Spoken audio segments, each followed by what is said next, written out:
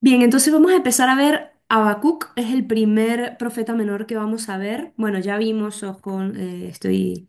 vimos otros profetas menores, ¿no? Oseas, Amós, ¿no? Miqueas, ya vimos ellos, pero ahora en el recorrido cronológico que estamos haciendo nos corresponden ver los profetas menores del siglo séptimo y del exilio. Entonces el primero que vamos a ver es el profeta Nahum. Este profeta, si nos damos cuenta en el canon, en el orden que lo pone el canon, es el séptimo libro, ¿no? De los profetas menores. Séptimo, está en el séptimo lugar. Los oráculos que nos presenta Nahum presentan una peculiaridad y es que solo se refieren a un evento que es la caída de Nínive. Uy, Nínive, ¿quién es que era Nínive? ¿Quién me puede decir quién era Nínive? Ya nos fuimos, hemos ido atrás y adelante en la historia, ¿no? Nínive, ¿quién es Nínive? Era la capital del norte. La capital del norte. A ver, ¿la capital de qué norte? No, de Asiria, de los asirios. Bien, la capital del Imperio Asirio, ¿sí? La capital del Ujú. Imperio Ah, de Asirio. los Entonces, asirios. bien, Sí. entonces recuérdense, tenemos el recorrido, ya hicimos un repaso de los libros en la Biblia, ¿no? Eh, pero no se nos puede olvidar el recorrido histórico, ¿sí? El recorrido histórico que atraviesan todos los libros, ¿sí? Si bien sabemos que la Biblia no es un libro histórico, sabemos que nos narra la historia de la salvación y esta historia de la salvación no es un mero mito, es Dios que interviene en la historia real de los seres humanos. Por lo tanto, hay una correspondencia entre la historia de la salvación y la historia cronológica humana, ¿no? que vivimos. Por eso nuestro Dios es un Dios que interviene, que entra en la historia humana. Entonces, no nos olvidemos, los imperios que a nosotros nos importa en cuanto a la dominación sobre el pueblo de Israel, primero fue el pueblo egipcio, más o menos hasta el 1250, época en que Moisés del, eh, sale de Egipto, ¿no? Y luego viene otro imperio que es el asirio, que más o menos podemos decir que reina sobre perdón, sobre Israel desde el 933, época en que se establece, época en que cae el reino, en que se dividen los reinos, hasta el 614-612 que cae Nínive, ¿sí? Em, Y luego viene el imperio, después del imperio asirio, ¿cuál imperio viene? ¿Babilónico? Bien, el babilónico, que es más o menos del 605 hasta el 538, ¿no? Después del imperio babilónico, ¿quién viene? Persa, Bien, el imperio persa, desde el 538 hasta el 333, que es un periodo de paz, ¿se acuerdan? Que arranca con Ciro, bueno. Y luego, después de Persia, ¿qué imperio viene? Grecia, Bien, griegos, Grecia, del 333 hasta el 64. Y después, el o último, los romanos, los los romanos. romanos. Muy bien. Entonces, ahora estamos situados en la decadencia del imperio asirio. ¿Sí? De hecho, todo el profeta, todos los oráculos que hablan en el profeta Habacuc, perdón, Nahum, se trata sobre la caída de Nínive, ¿sí? Que es en el 612. El profeta va a anunciar esta caída con tonos vivaces. Obviamente nos estamos refiriendo a que este profeta anuncia antes de que ocurra. Por lo tanto, este libro fue escrito antes del 612. Más bien que, perdón, más que el libro fue escrito, la época del profeta fue previa al 612. Recuérdense que siempre ocurre primero la historia y luego se escribe. ¿Sí? No es que está ocurriendo y la gente está escribiendo. No, no, no sucede así, no sucede así ahora. Bueno, ahora un poco más, ¿verdad? Pero no sucede así ahora ni muchísimo menos antes. Las cosas sucedían y mucho después se ponían por escrito. Entonces, el profeta va a anunciar esto debido a los graves pecados de Nínive. Recuérdense que hasta ahora tenemos el caso de que un profeta denuncia los pecados de Israel.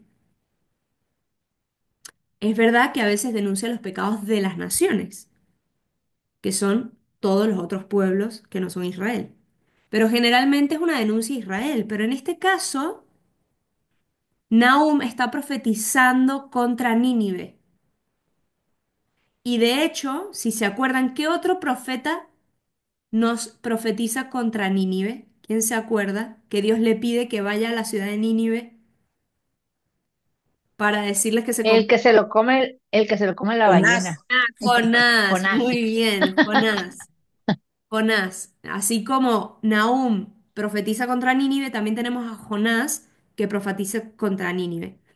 Em, ¿Qué pasa? Que Jonás, según su mensaje de conversión, según narra el libro, logra el arrepentimiento de los habitantes de Nínive y consigue el perdón. Nínive consigue el perdón, ¿sí? Ahora estamos hablando de dos cosas diferentes. Recuerden que el pueblo de Israel es una cosa y otra cosa es los ninivitas.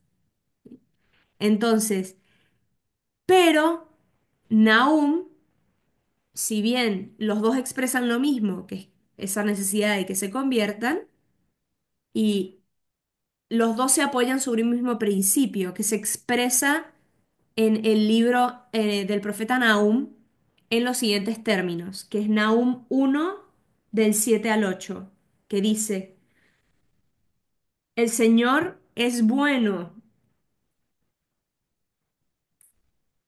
Ay, estoy aquí en Habacuc, por eso no me sonaba. 7. El Señor es buen refugio el día de la desgracia.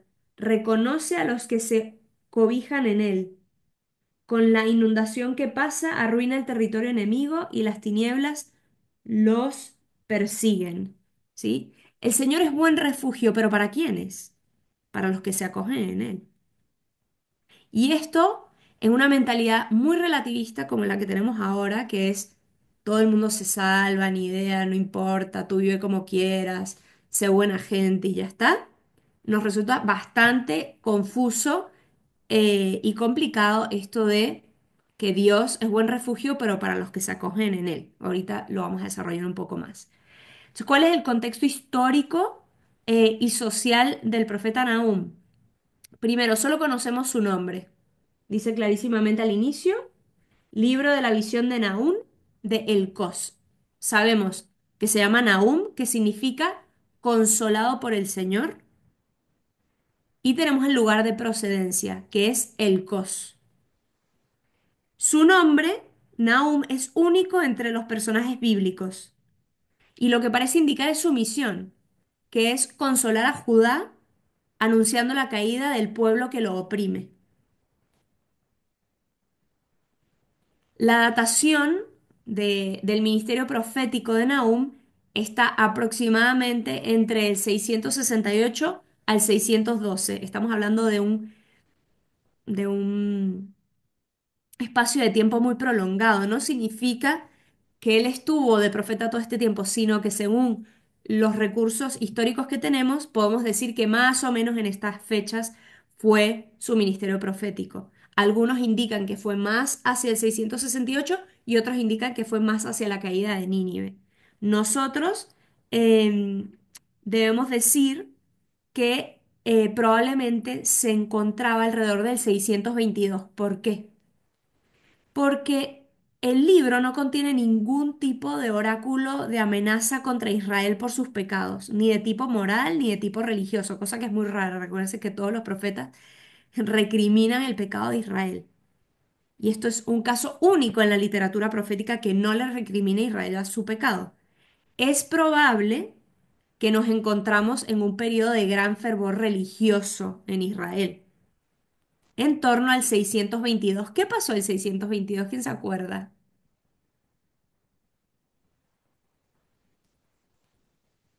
Se encuentra un libro, Ajá. parece que se encuentra un libro muy importante en el templo, que no le habían tomado consideración.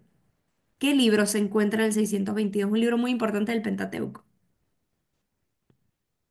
¿Alguien se acuerda? Lamentaciones. No, el Pentateuco no está en Lamentaciones. Pues, Levítico, perdón, No. ¿no?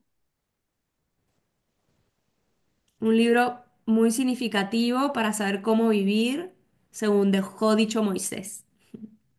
Pues Levíticos, No, según Pero el Moisés. número, no sé. el Deuteronomio. eh, El Deuteronomio. ah, El libro del Deuteronomio parece que fue encontrado en el 622. Parece que fue un libro que fue olvidado, estaba ahí como un rollo de la ley. Eh, y en el 622 parece que aparece ese libro y Josías, el rey de la época, toma ese libro para hacer una reforma religiosa. Josías es de los pocos reyes de Israel que trajo una reforma religiosa significativa, sin mucho fruto, pero por lo menos lo intentó, ¿no?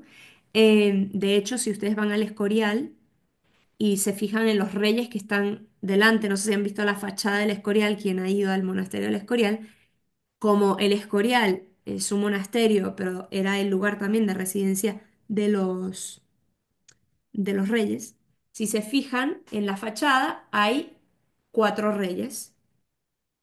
Los dos del medio, obviamente los más importantes, que son, ¿quiénes son los reyes más importantes de la historia de Israel? David, David y el que construye el templo, Salomón. Salomón.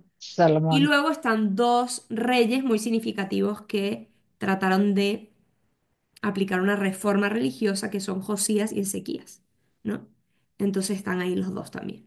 Bueno, Josías es en este periodo, entonces por eso, debido a que Nahum no hace ningún tipo de profecía o ningún oráculo contra Israel, se sospecha que fue porque su ministerio profético fue ejercido en torno a estos años, en donde Israel tenía un gran fervor religioso y venían como enderezándose de manos de este reino. Y aquí podemos darnos cuenta de la importancia de un buen líder, un buen gobernador que lleve a buen término y por buen camino, ¿no? La importancia de una persona que esté delante guiando.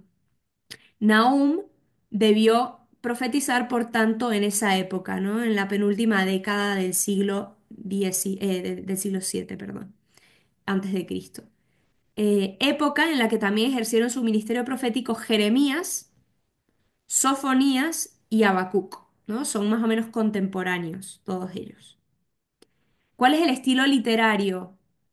Pues Nahum es considerado uno de los grandes profetas de Israel, especialmente por su talento literario, porque su vocabulario es selecto, es brillante, tiene un estilo vigoroso, colorido, ¿no? Eh, y tiene muchísimas imágenes para transmitir un mensaje. Recuérdense que en la antigüedad era mucho más importante las imágenes para transmitir una idea. Por ejemplo, cuando se hablaba de Dios, se hablaba de Dios y de la gloria de Dios, se le decía kabod. Kabod en hebreo significa peso, peso. Entonces la gloria de Dios se percibía como un peso, como una densidad, como una presencia, ¿no? ¿Saben cuando alguien dice esa persona tiene peso, ¿no? Como que tiene presencia, viene y lo que dice y lo que tiene presencia esta persona. Bueno, fíjense que para hablar de la gloria de Dios, lo que decían era peso, una imagen, utilizaban imágenes para hablar de lo que nos excede y de lo que nos trasciende, que es Dios mismo. Y de hecho, el lenguaje más apropiado para hablar de Dios es precisamente a través de las imágenes, porque las imágenes no son conceptos cerrados que atan, sino las imágenes sabemos que son analógicas, ¿no? Por ejemplo, es muy importante a la hora de hablar con un lenguaje sobre Dios, utilizar el lenguaje apofático, es decir, el lenguaje negativo. Más que decir Dios es grande, más correcto es decir Dios es infinito, ¿no? O sea, porque no es finito, es infinito, pero no le pones un límite. Entonces, es más adecuado hablar en lenguaje negativo de Dios porque te marca lo que no es, pero no te marca lo que es. Lo que es mucho más grande que lo que yo puedo decir, ¿no? Entonces, eh, em, este tema del lenguaje apofático es la manera más adecuada de hablar de Dios y en el fondo es una forma de imagen, ¿no? Porque no es un concepto cerrado que abarcativo que cierra a Dios en un concepto. Dios es mucho más amplio que cualquier concepto que le podamos poner, ¿sí? Bueno, entonces del estilo de Nahum, pues describe mucho lo que va narrando, ¿no? Y luego, ¿cuál es el contenido? Y ahora para meternos directamente en la historia. Como se darán cuenta, son 3 capítulos. O sea, una cosa muy extraña para nosotros después de grandes libros de 50, 66 capítulos, ¿no? O sea, es como 3 capítulos nada más. Pues sí, hay solo 3 capítulos. Y centra su predicación en el castigo de Nínive, capital histórica de Asiria y nación que oprimía al pueblo de Israel. Al inicio, si se dan cuenta, comienza diciendo poema sobre Nínive, libro de la visión de Nahum de Elcós. Visión, esa palabra visión El expresa el cos. modo, ese término visión expresa el modo de recepción del mensaje, ¿no? O sea, la forma en que el profeta recibe el mensaje a través de una visión. Y él, en cierta forma, fue testigo de los sucesos anunciados, testigo en cuanto que lo pudo ver, lo pudo ver en visión, pero lo pudo ver. Entonces, es un libro que empieza como con un salmo, y este salmo tiene algunos elementos de índole ritual, y por eso han hecho pensar que este libro fuese una composición litúrgica. ¿Para qué? Para celebrar en el templo la caída de Nínive, ¿sí? Así como se celebraba la Pascua, el cruce por el Mar Rojo, era un triunfo de Dios sobre Egipto y la liberación del pueblo, así se celebraban muchísimas otras fiestas que tenían que ver con la manifestación de Dios. Entonces se cree que este libro, se cree, no es un hecho ni muchísimo menos, que este libro arranca con un salmo y este salmo era usado para celebrar en el templo la caída de Nínive. Ahora, esto en el contexto general de la obra no se cree posible. ¿Por qué? Porque se cree que Nahum no presenció la caída, sino que la estaba profetizando y por lo tanto no podía estar escribiendo un salmo para la liturgia de la caída de Nínive si todavía esa caída no había sucedido, sino que sugiere más bien que esto es como un anuncio profético de liberación, algo que iba a suceder, que Dios iba a liberar al pueblo y él lo redacta como en forma de salmo. Eh, entonces es como una forma profética de anunciar algo que iba a suceder. Es como cuando Jesús eh, le da gracias al Padre por manifestarse antes de que resucite a Lázaro, porque él sabe que el Padre va a resucitar a Lázaro. Y dice, gracias Padre, tú siempre me escuchas, pero ¿de qué está hablando si todavía Lázaro no ha resucitado? ¿Se acuerdan? Si se van luego a Juan 11 lo pueden ver, ¿no? Se dan cuenta que él está hablando, da gracias ya a Dios por manifestarse cuando acaba de llorar por la muerte de Lázaro y ahí mismo, gracias, Padre, porque tú siempre me escuchas, pero es este nivel de confianza en el acto de Dios, en la manifestación de Dios, que ya de entrada está dando gracias por la liberación del pueblo, aunque esto no ha sucedido. Se cree que el salmo del inicio tiene más que ver con esto que con un posible salmo de la liturgia que se utilizaba para eh, celebrar la caída de Nínive. Entonces tenemos 3 partes, ¿sí? La primera parte es este himno que les estoy diciendo, o salmo alfabético. Es un salmo alfabético que utiliza todas las letras del alfabeto hebreo. Y esta primera parte es el capítulo 1, del versículo 2 al 8. Luego vendría un grupo de breves oráculos proféticos que anuncian la salvación para Judá y el castigo para Nínive. Y esto va del capítulo 1, versículo 9, hasta el capítulo 2, versículos 1 y 3. Está como por partes. Y la última parte que es precisamente la sección principal, que está centrada sobre la ruina de Nínive, lo que le va a ocurrir a Nínive, ¿no? Todo el destrozo que le va a ocurrir a Nínive, que es capítulo 2 versículo 2 y versículo 4 al 7. Bueno, háganlo hasta el 3, ¿sí? Más o menos, porque lo divide la última parte en el saqueo de la ciudad, pero es más o menos lo mismo, ¿no? Se trata sobre la ruina de Nínive, capítulos 2 y 3, ¿vale? Bueno, el primer himno, la primera parte, que es este himno o salmo, ¿qué es lo que va a hacer? Canta la omnipotencia de Yahvé y lo presenta de un modo curioso. Vamos a leerlo. Dice capítulo 1, versículo 2 hasta el 8, vamos a leer.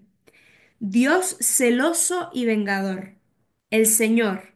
El Señor es vengador y experto en furor. El Señor es vengador de sus enemigos, duro con sus adversarios. Está hablando contra Nínive. Está diciendo que Dios va a ser duro contra Nínive. El Señor es paciente y fuerte. Nada deja sin castigo el Señor. Camina sobre la tormenta y la tempestad. La nube es el polvo de sus pies. Imagínense, se imagina como un Dios poderoso caminando sobre las nubes, ¿no? Todos son imágenes, todos son imágenes. Es como, ¿cómo te puedes imaginar a un Dios poderoso, ¿no? Se lo imagina así, tal cual. Increpa al mar y lo seca. Agosta todos los ríos. Esto de increpar al mar es muy sugestivo pensarlo cuando Jesús luego increpa al mar y lo obedece, ¿no?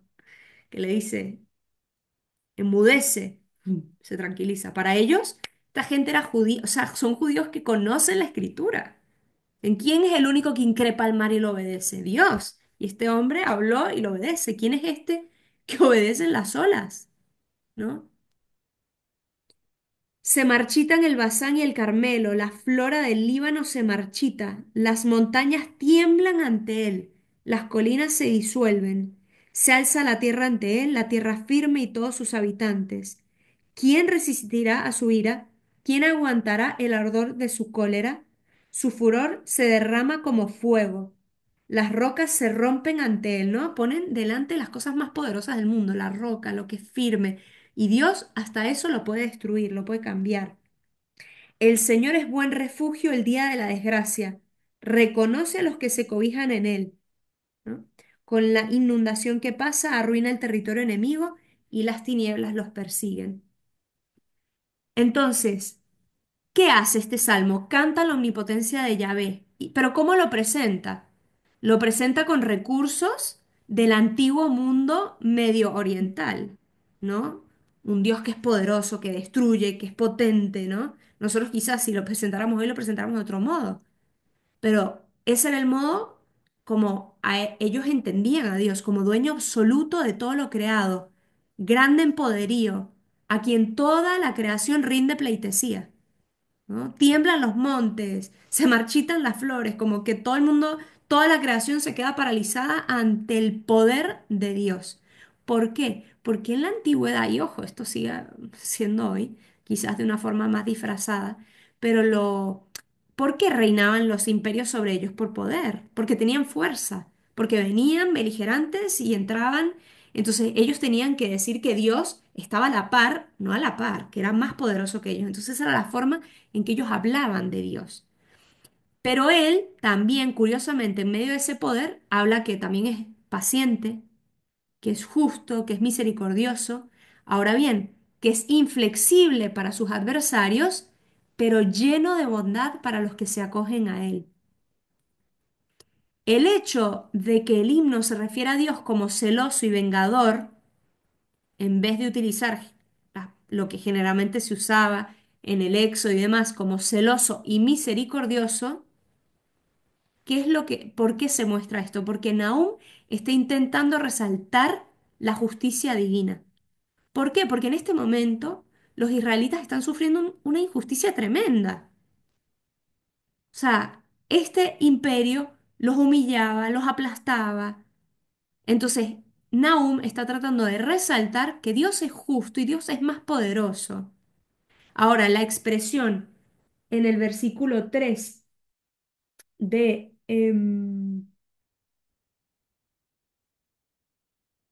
de lento a la ira, ¿no? Este tema de paciente también se puede decir lento a la ira, es precisamente la capacidad que tiene Dios de dar espacio de penitencia. Luego escucharemos en el Nuevo Testamento la paciencia de Dios es nuestra salvación. La paciencia de Dios es que Dios espera, es capaz de esperar a que nos convirtamos. Es capaz de dar espacio de tiempo para que el penitente, para que el pecador haga penitencia, para que se arrepienta. La paciencia de Dios es para esto, no es para que me soporte como soy. Y ni modo, así me quedo.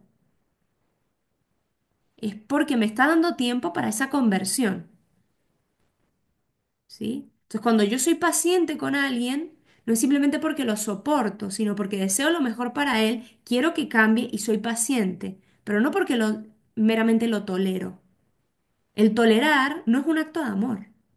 Si estoy tolerando un defecto y ese defecto le hace daño al otro, lo que quiero es que se convierta. De hecho, es curioso porque la tolerancia, y como se los he dicho en algún otro encuentro, es que la tolerancia, desde el inicio, esa palabra, estuvo hecha, se refería siempre a los defectos. Tú toleras los defectos, tú no toleras las virtudes. Ay, te tolero que eres tan bueno. No, tú no dices te tolero por eso. Por lo tanto, dentro del concepto de tolerancia ya hay implícito que hay un defecto que tolerar. Curioso que hoy que se promulga que no hay ningún defecto en nadie, también se promulga incoherentemente que nos tenemos que tolerar. Si nos tenemos que tolerar es porque implícitamente reconocemos que hay un defecto a tolerar, porque nadie tolera las virtudes y las bondades del otro. Las acojo, pero no las tengo que tolerar. Pero bueno, Dios es paciente para que nos convirtamos, no para que, bueno, nos aguante como somos. Luego, después de este salmo, vienen algunos oráculos, ¿sí? La segunda parte son algunos oráculos que son amenazas de devastación contra un enemigo indeterminado, pero probablemente es Asiria. No se le nombra explícitamente que es Asiria, pero muy seguramente es Asiria.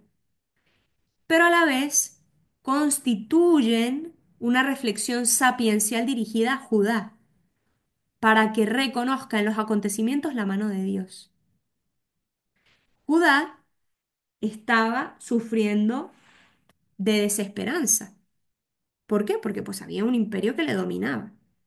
Había desesperanza y había la tentación de abandonar a Dios, al Dios de Israel en favor de los dioses de los extranjeros, que decían, bueno, a los dioses de los extranjeros les va mejor. O sea, igual y me convierto y me dejan de oprimir, ¿no? Igual y me hago como ellos, como pasa a veces con los gobiernos. Me enchufo al gobierno actual porque pues me va a ir mejor si me enchufo. En vez de que me quede yo sin trabajo, en vez de que a mí me pongan la pata encima, pues yo me enchufo con el gobierno actual y pues ahí me arreglo, ¿verdad? Pues igualito, estaba en esta tentación.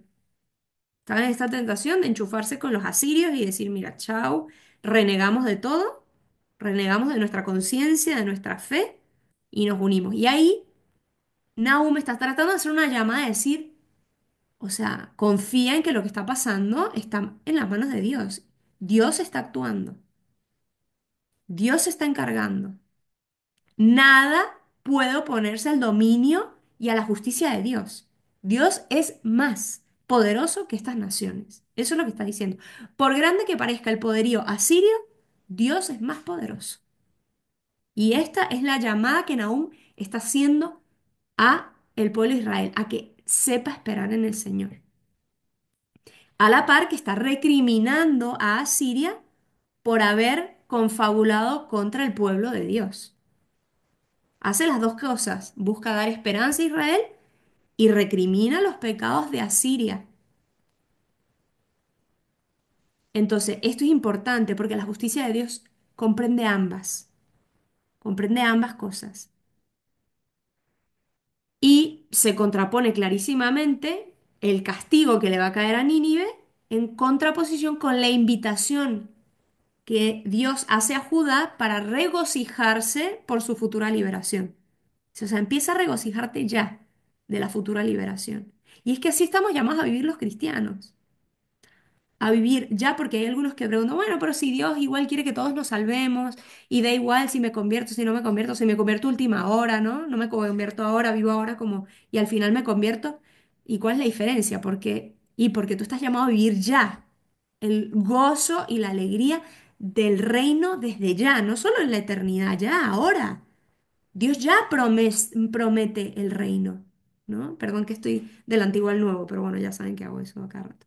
Bueno, y la última parte, la tercera parte, que empiezan a aparecer pues todas las escenas del ataque a la ciudad de Nínive y del saqueo a la ciudad, ¿no? El profeta empieza a tener visiones de cómo va a ser la destrucción de Nínive. La descripción, por tanto, es viva, es vigorosa, tiene como connotaciones de poesía épica, ¿no? De historia épica que vienen a destruir una ciudad.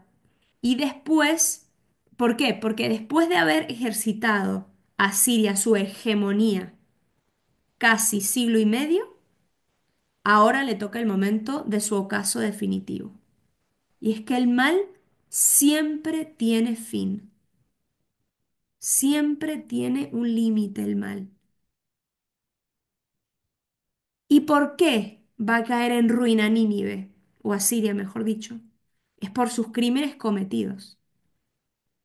Nahum va a presentar a Nínive bajo la imagen del león, que es el símbolo de Asiria. ¿Por qué es el símbolo de Asiria? Porque el león era ese animal a quien nadie puede perturbar, nadie lo perturba, él está ensoberbecido por su fuerza, cualquier ciervo, cualquier otro animal que se le acerque lo ataca y lo mata. Él subyuga, él mata y se lleva los despojos. Y así, con esta misma imagen, Nínive ha oprimido a las naciones, robado el capital de todos los pueblos. Y ahora la compara, ¿no? Con ese león, porque ahora está convertido como en un pequeño leoncito, ¿no? Indefenso, que va a ser rapiña, ¿no? Va a ser convertido en alimento para las aves. La compara también con una meretriz. ¿Por qué? Porque era maestra en sortilegios, por la habilidad con que a través de su poder había despojado a todos los pueblos. Pero le anuncia, el profeta le anuncia que su ruina será total. Y por lo tanto, el libro termina con una lamentación fúnebre sobre Nínive, es decir, como si Nínive ya estuviera muerta. Y no es una elegía sincera y sentida, como que pobre, pobrecita, ¿no? Lo que merece generalmente un muerto, que es lástima y compasión, sino es una sátira amarga e incisiva. ¿Por qué? ¿Qué es lo que dicen? Vamos a leerlo. Al final de Nahum.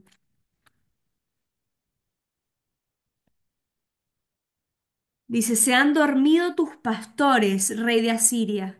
Tus capitanes se han dormido. Tu pueblo se ha dispersado por los montes y no hay quien los reúna. No hay remedio para tu quebranto. Tu herida es incurable. Y al final dice esto que es muy duro. Todos los que oyen noticias de ti, es decir, de ti y de tu muerte, aplauden por tu suerte, porque ¿quién no ha pasado tu continua maldad? ¿Sobre quién no ha pasado tu continua maldad? O sea, todos aplauden porque a todos los dañaste. Asiria muere de un modo vergonzoso, convirtiéndose en el hazmerreír de todos los pueblos que dominaba. Asiria cae, ¿no? Esto es lo que está profetizando Nahum. Entonces, ¿cuál es el mensaje y la doctrina teológica de este libro? ¿Qué nos viene a enseñar como algo nuevo? Bueno, más que nuevo, cuál es su acento? Primero es la soberanía de Dios, la soberanía absoluta de Dios. El hecho de que el mensaje de Nahum se oriente a hablar de la caída y desolación del grandioso imperio asirio que se ufanaba, o sea, se pregonaba su poder y grandeza, en el fondo está imbuido de un sublime concepto de la soberanía de Dios. Porque Dios realmente es el verdadero y único Señor de todas las naciones y de toda la creación. No es que era nada más el Dios de Israel. Ah, un Dios pobre, un Dios ahí chiquitito, Dios de un pueblecillo. No, sino que Él es el Dios de todas las naciones, incluida Siria, incluido a Siria. Y que Él es justo en su actuar. Y por eso a nadie deja impune. Si alguien cometió un mal, esa persona, esa nación no estará impune.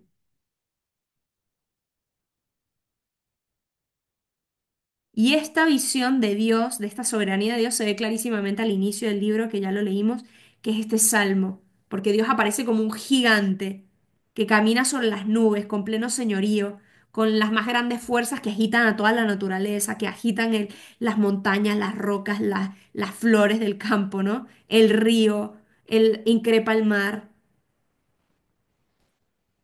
Precisamente, ¿por qué? Porque nada se puede oponer a la voluntad de Dios. Él controla las naciones derrocando a los tiranos. Asiria también está en manos de Dios y recibirá según, según merece.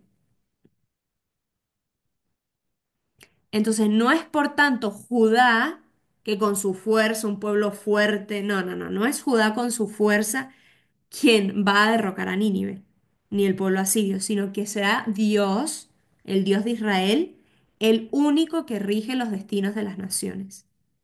Es el único que va a poder derrotar al enemigo y salvar a su pueblo. Ahora, importante, no es porque Israel es su preferido, ¿no? Y Nínive lo va a destruir por eso. No se trata de preferencias. Dios no es arbitrario ni tiene preferencias. Si elige un pueblo, que es el pueblo de Israel, es para alcanzar a todos los pueblos. ¿Por qué viene la ruina de Nínive? ¿Quién me puede decir por qué viene la ruina de Nínive? ¿Por sus pecados? Por sus pecados, exactamente, pero dirán, bueno, pero Nínive no tenía una alianza con Dios, entonces Nínive no está obligado a cumplir la alianza y los mandamientos. Pero tenían oprimido al pueblo de Dios, Sí, pero ¿y a qué están obligados ellos? ¿Ellos están obligados a algún tipo de ley? no ¿No? nada más al imperio, ¿No están obligados a ningún tipo de ley? Los seres humanos que no son cristianos, ni católicos, ni judíos, no están obligados a pues a ningún la ley, tipo de ley. a la ley Bien, natural. la ley natural. ¿Y la ley natural, cuál es su fundamento? ¿Cuál es el fundamento de la ley natural? Y esto es muy importante porque nosotros tenemos un decreto de las Naciones Unidas, el decreto de los derechos humanos. ¿Cuál es el fundamento de los derechos humanos? el respeto al ser humano.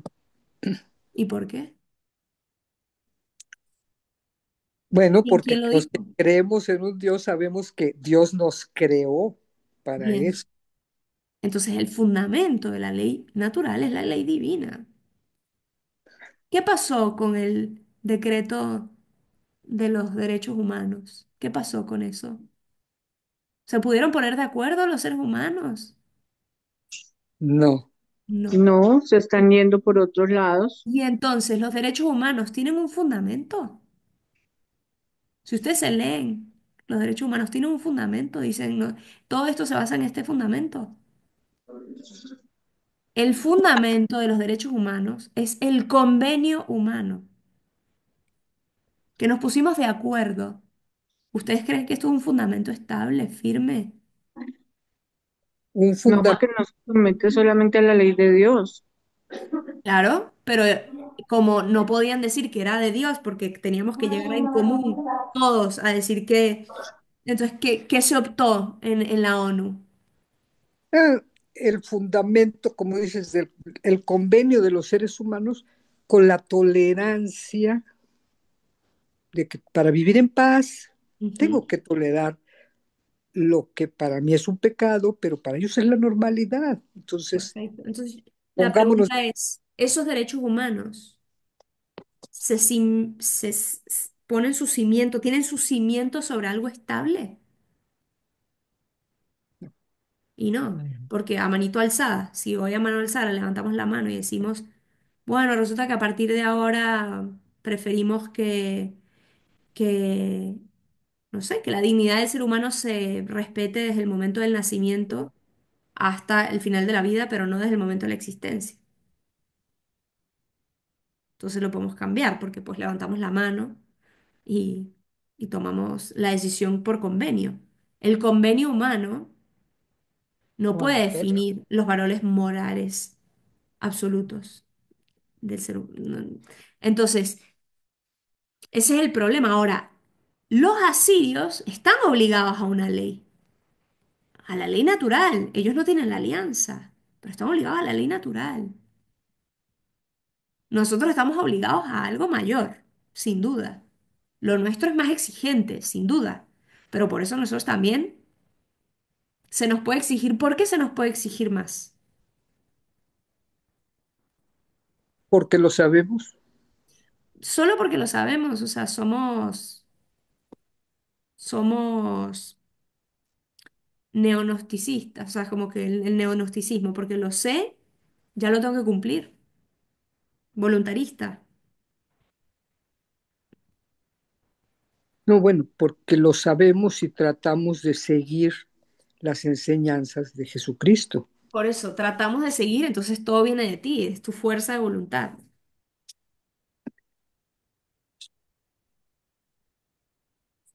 Entonces somos voluntaristas.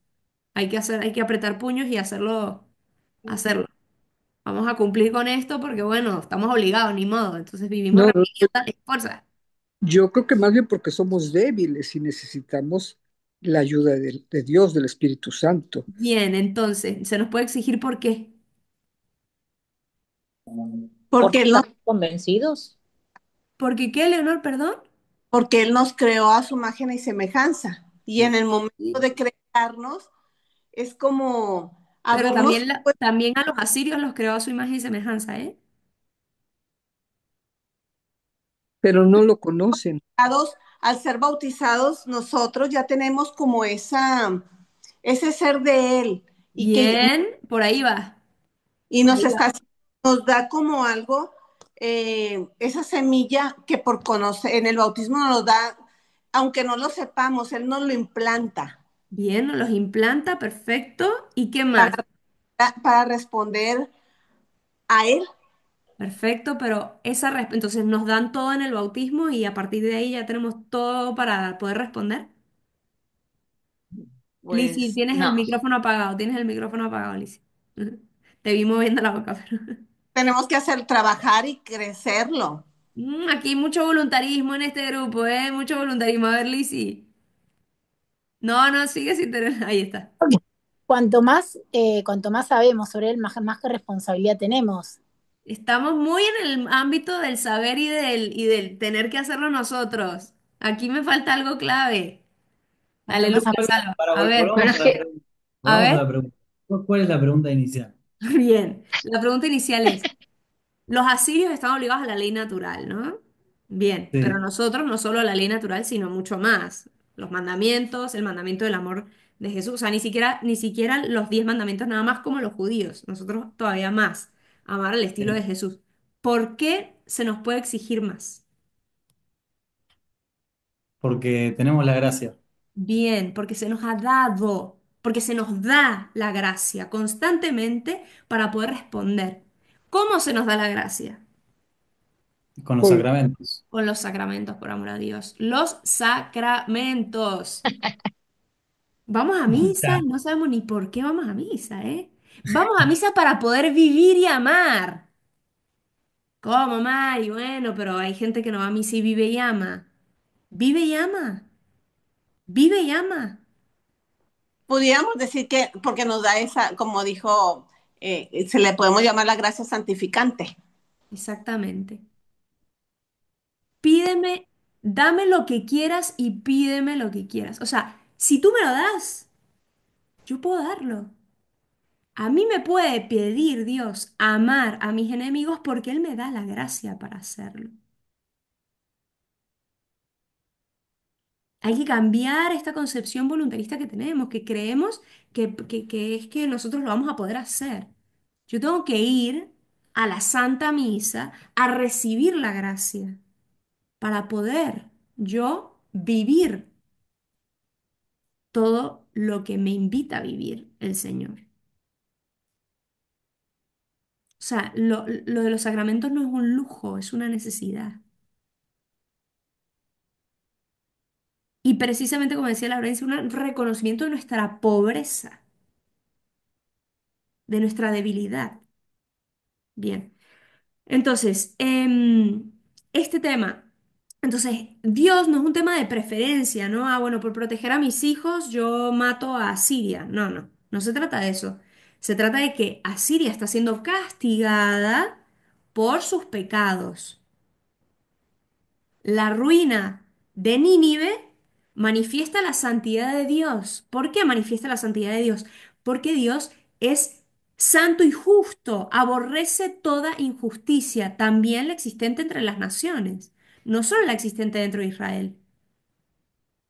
Entonces, no es posible decir que Nahum tiene una visión parcial y apasionada, ¿no? contra Siria, sino que ve en los acontecimientos que escribe el gobierno universal de Dios.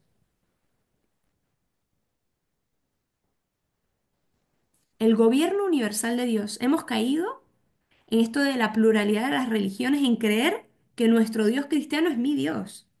Y es que los judíos y los musulmanes tienen otro Dios y los budistas tienen otro Dios. Pareciera que hay multidioses. Pero si nosotros creemos que nuestro Dios es la verdad, es el camino, es la vida, como él mismo lo dijo, ni idea, no es un invento mío, él lo dijo, Juan 14, yo soy el camino, la verdad y la vida, es la verdad siempre para todos, en todo momento, indistintamente que lo conozcan o no. Él es la verdad. Y por lo tanto, si alguien se salva y llega al cielo, es gracias a Jesús. Quizás no a que esa persona se convirtió, sino que esa persona tenía el corazón abierto, ¿no? Hizo el bien y vivió acorde a su conciencia y acorde a lo que sabía hasta ese momento, pero el que lo salva es Jesús, indistintamente.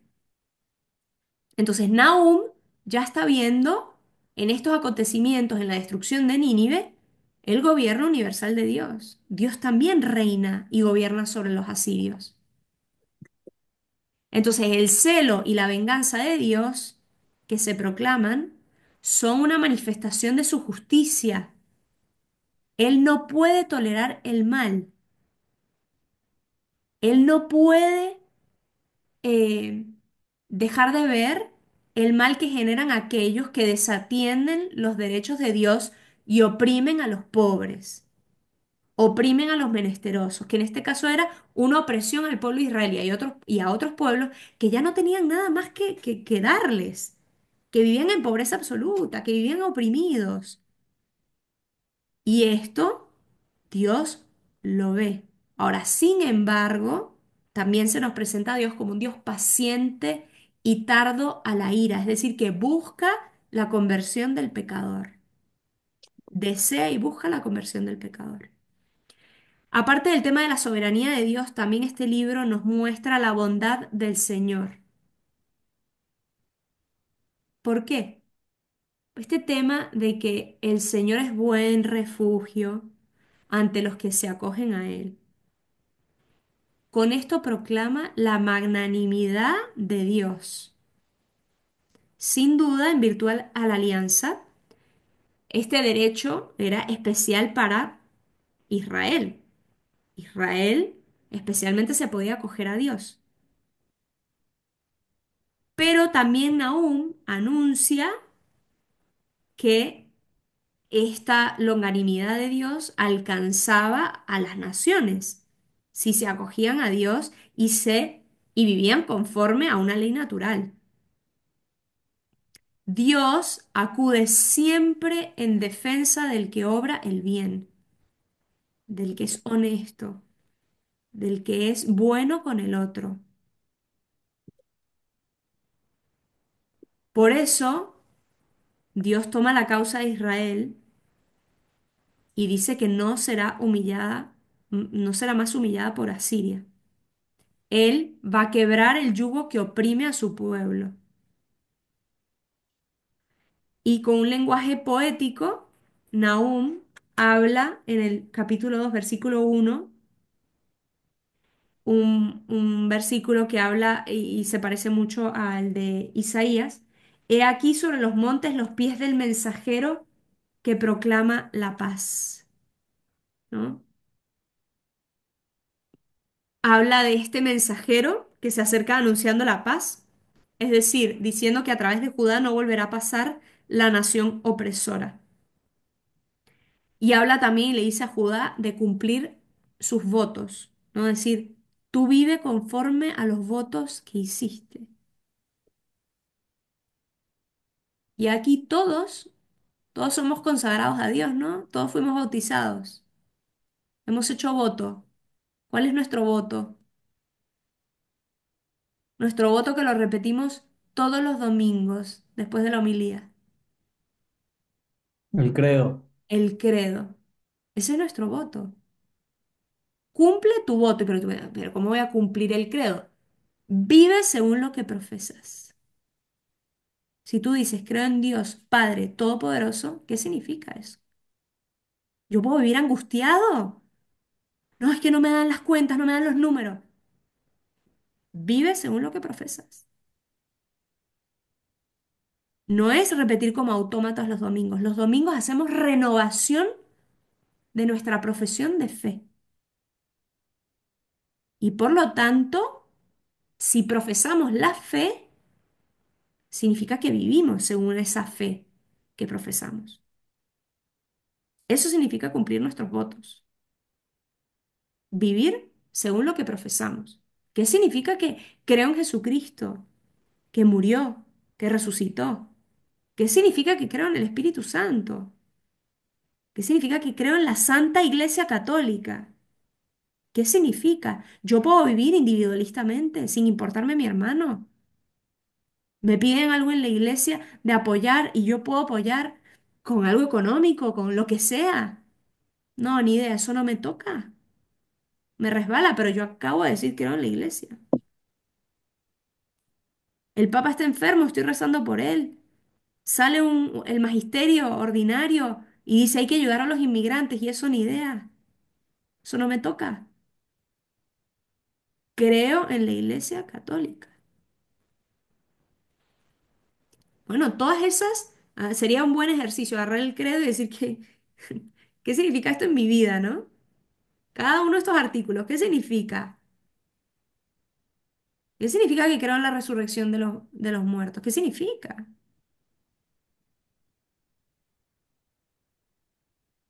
¿Qué significa y cómo se transforma mi vida? Bueno, y el último punto sobre el mensaje teológico es la relación de Nahum con la tradición judía y la tradición cristiana. La tradición bíblica del Antiguo Testamento, es decir, en la tradición judía, se hizo eco de la predicación de Nahum,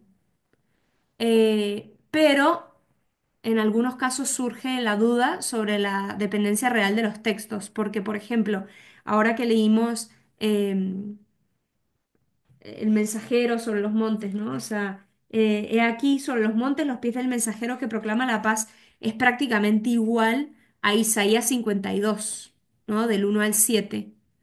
Este mensajero que anuncia la paz y que también vemos claramente en Romanos 10:5, si nos fijamos, vámonos un momento a Romanos 10:5, que hace también alusión a este pasaje de forma indirecta, que puede ser alusión a Isaías o alusión a Nahum. ¿Cuál es la cita en Nahum? Nahum es 2:1. Ok, ¿No? gracias. Sí. Em, 10:15, perdón. Romanos 10:15. Y dice aquí, está Pablo hablando, ¿y cómo anunciarán si no los envían? Según está escrito, qué hermosos los pies de los que anuncian la buena noticia del bien, ¿no? Vemos aquí alusión a este profeta. Ahora, em, también podemos ver la referencia a este libro en Tobías. Recuérdense que Tobías, el libro, está en el marco también de la destrucción de Nínive. En Tobías 14, del 12 al 15, podemos hacer un recuerdo de la profecía de Nahum porque Tobías dice que antes de morir oyó rumores sobre la destrucción de Nínive, ¿no? Rumores, esta profecía que iba sucediendo. Y en el Nuevo Testamento, el libro de Nahum no aparece citado explícitamente. Y son raras las referencias a Nahum en la época patrística de los padres, ¿no? Ya se acuerdan lo que hablamos la semana pasada de los padres, que son los primeros, digamos, receptores del evangelio, de la tradición apostólica, pero, pero sí se acude a Nahum a veces para hablar del poderío de Dios y de su justicia. San Jerónimo, por ejemplo, precisa el significado universal del libro cuando afirma: hay que saber que todo lo que se dice contra Nínive se aplica de modo figurado al mundo entero, ¿sí? Y en conformidad con esta perspectiva alegórica, recuérdense que según los padres de la Iglesia se desarrolló como cuatro modos de entender la escritura, ¿no? Según la letra, ¿no? Literario, o sea, el sentido literario. Recuérdense, ¿han escuchado hablar sobre los cuatro sentidos de la escritura? ¿Alguien? Cuando leemos la escritura, podemos, según algunos padres, Ah, especialmente esto lo desarrolló mucho Orígenes, al leer la escritura hay cuatro sentidos. El primer sentido es el sentido literal. Y el sentido literal, ¿no? Es la letra tal cual y enseña los hechos, transmite los hechos, los acontecimientos, las cosas que realmente sucedieron, ¿no? Que Nahum dijo esto de esta manera en este lugar. Ahora, no es una exposición de una doctrina ni una colección de mitos. Está narrando cómo Dios se reveló en la historia de Israel y luego en la historia de Jesús de Nazaret. Y esta historia es la raíz y fundamento de los otros tres sentidos. Entonces, el sentido literario es muy importante. Luego viene el sentido alegórico. Y el sentido alegórico nos indica lo que hemos de creer. Es decir, a través de estos sucesos narrados, ¿qué es lo que tenemos que creer? Entonces, las palabras y la historia nos orienta hacia un misterio, es decir, hacia una doctrina, hacia un conjunto de verdades sobre Dios, sobre Cristo, sobre la iglesia.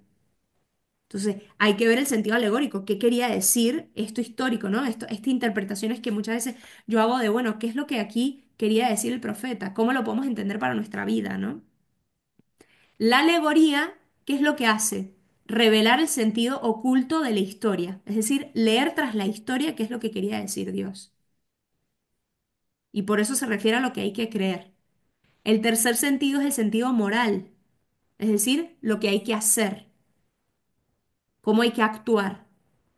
Entonces, es una moral que es consecuencia directa de la doctrina, de la verdad. Según lo que hay que creer, que es que Dios es todopoderoso. Por ejemplo, Nahum nos narró que Dios destruyó Nínive, sentido literal. El sentido alegórico es que Dios es todopoderoso. ¿Y cómo hemos de vivir? Pues en consecuencia a esa doctrina que habla de que Dios es todopoderoso. Es el sentido moral nos indica por dónde hemos de caminar los cristianos si queremos seguir a Dios, queremos seguir a Cristo según según la voluntad de Dios. Entonces, ¿qué pasa? Que el misterio de Dios no se queda en una idea abstracta de, mira qué bien, Dios es todopoderoso, sino que eso nos lleva a actuar en nuestra vida de una manera concreta. Y sin duda, para nosotros, el misterio de Dios que ilumina lo que es el ser humano es Cristo mismo. En Él encontramos el modelo más acabado de humanidad. Por eso, creer en Cristo, sentido alegórico, lleva e implica un cambio de vida, sentido moral. Y el último sentido, que es el cuarto sentido, es el sentido anagógico, que es hacia dónde hemos de tender, es decir, el sentido final. Se trata de las realidades celestiales a las que hemos de tender. Es el misterio plenamente desvelado. Ahorita es como, ya lo vemos, pero todavía no es completo lo que vemos. Es a lo que tendemos, a esa vida eterna en la que está colmada nuestras esperanzas, nuestros deseos. ¿Sí? Entonces, sentido literal, sentido alegórico, sentido moral y sentido anagógico. Entonces, por ejemplo, de la profecía de Nahum, perdón, en sentido histórico se habla de Nínive. En sentido alegórico es la desolación final del género humano realizada por Cristo, ¿no? Cuando Cristo viene eh, como a juzgar a vivos y muertos.